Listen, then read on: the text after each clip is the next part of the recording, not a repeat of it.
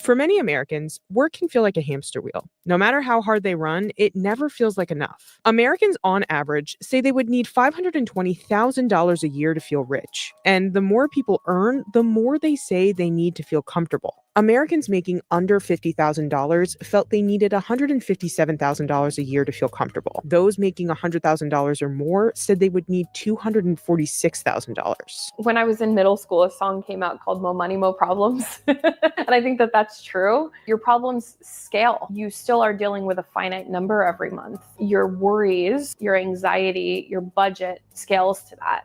You still are dealing with a ceiling. About 14% of all U.S. households make $200,000 or more every year. But many of them, dubbed Henrys or high earners not rich yet, still don't feel rich. 62% of people with salaries over $300,000 a year struggle with credit card debt. Earning doesn't actually make you feel rich. Spending it does. If most people spent 99% of their paycheck, they'd feel quite rich. And it's the paradox here. When we're in accumulation mode, it's very difficult to feel rich. It can be pretty easy for someone to feel like I'm making really good money, but I don't have a lot of discretionary income. Earning more and feeling like you're still on a hamster wheel is what a lot of Henrys experience. And that's because they're not living within their means. They may have been living above their means when they weren't nearly making as much money. And now they're just continuing to add more and more and more. I earn $300,000 and I live in New York City. I definitely don't feel rich. I feel very lucky. I feel privileged, but I do not feel rich. I could not stop working right now. I have more money anxiety almost now than I ever did in my 20s. I am on a hamster wheel and there's no question about it.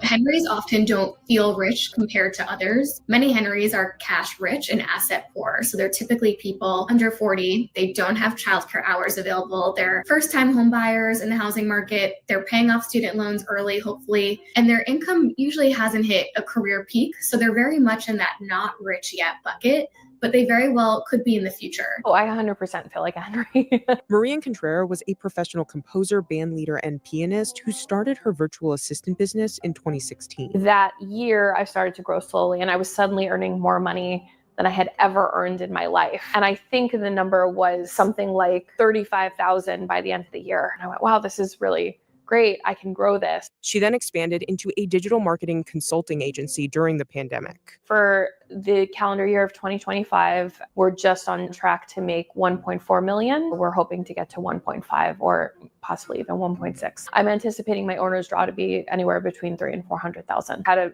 pretty successful career as a musician through most of my 20s. The thing they don't tell you about having a career as a musician in music school is that you can be playing Carnegie Hall, which I was, and I was making $15,000 a year. And I didn't realize how much freedom money affords you. Now that I see the kind of freedom that somebody who earns what I do or even more has, that's my goal. That is absolutely what gets me out of bed in the morning. A lot of the high earners, not rich yet, they're first generation wealth. So they still take their wealth into perspective against their family members or others in their community, and they realize how well they're doing. So they don't take it for granted. But I think what makes them feel not rich is we were told once you make six figures, all of your problems will go away. You'll just have so much excess. And I think we know that narrative is not true anymore. I would have thought back then that the amount of money that I have in the bank right now, I would be rich. I would have just thought, oh yeah, she's made it. And I don't feel that way.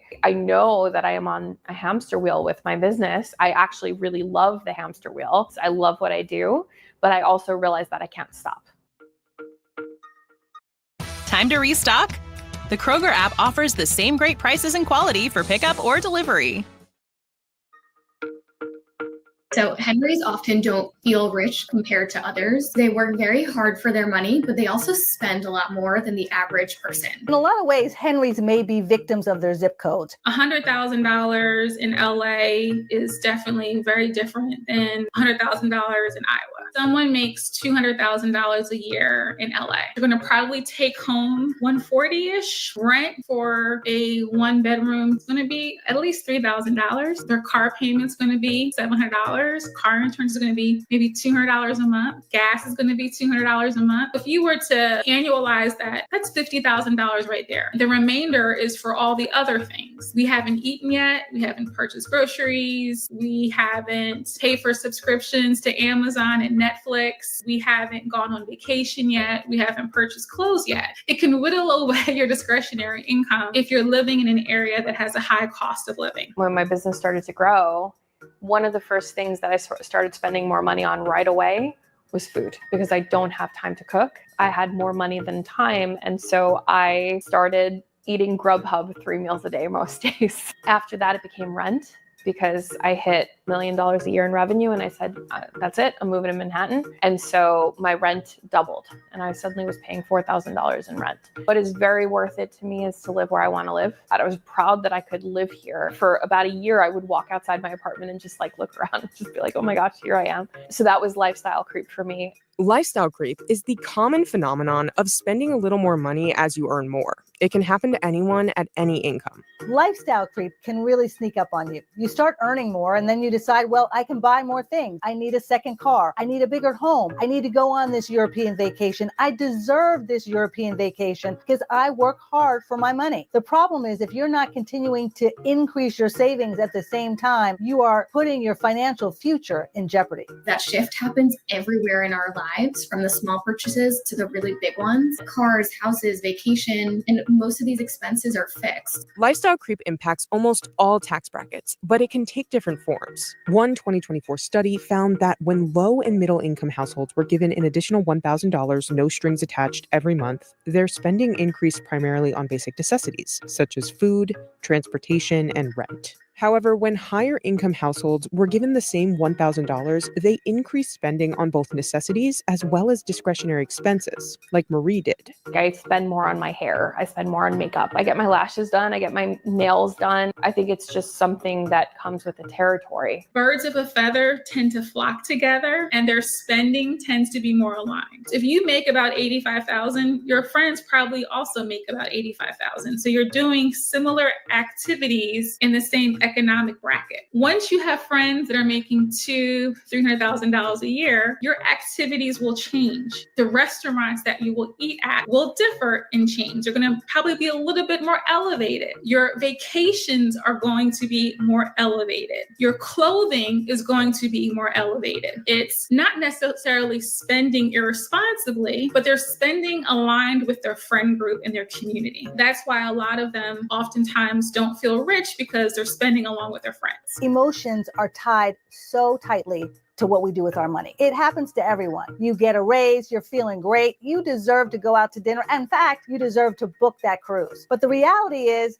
that money was supposed to be earmarked for a bump up in your retirement savings, or money that you were going to put toward your child's education, or maybe you don't have an emergency fund, or at least not an adequate one, and the money should have gone there. When we allow ourselves to let our emotions overtake what we're doing with our money, we lose sight sometimes of what our goals are and how we have planned to meet them. Henry will sometimes look to the mega millionaires or the billionaires and wish that they had more, but it's really just that upwards comparison for more that keeps them stuck. More will never be enough at a certain point, and you have to decide what you have is ultimately enough and start appreciating all that you do have instead of fixating on all that you don't.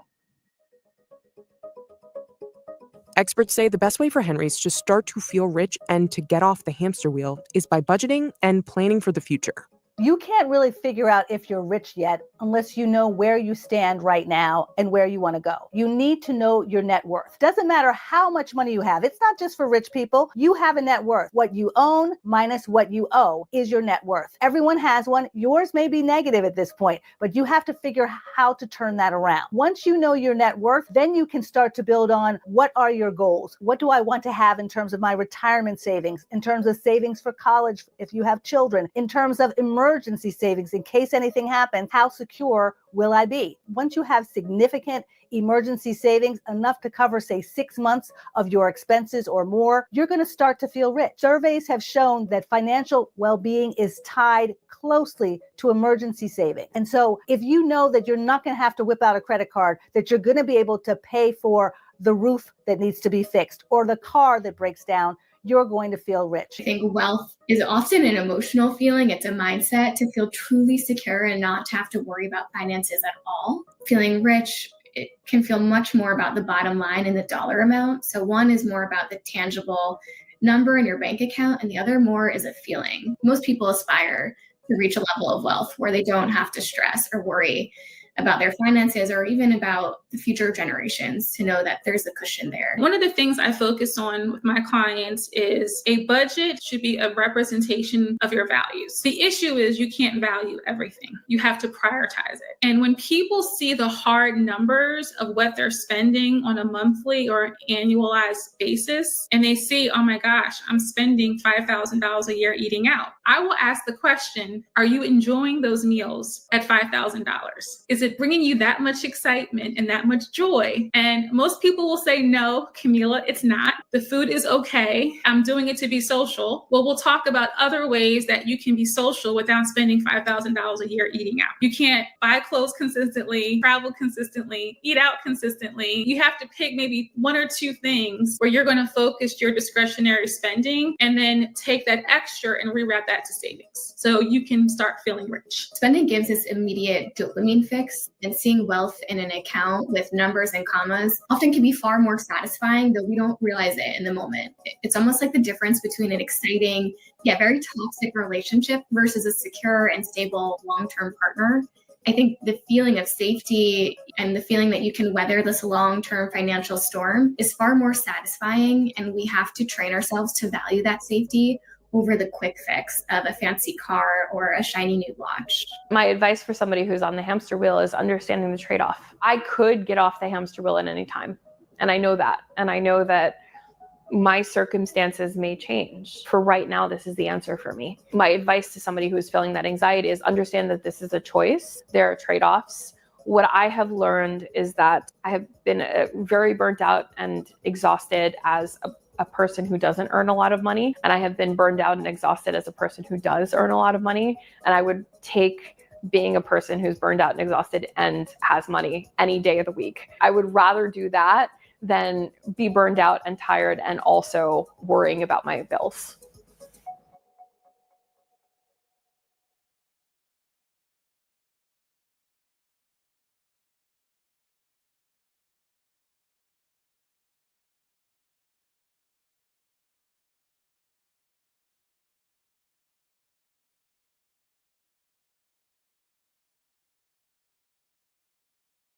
You don't have to be a VIP to get more than just savings with Geico. Every customer gets 24/7 fast-friendly claim support. Could I get a picture?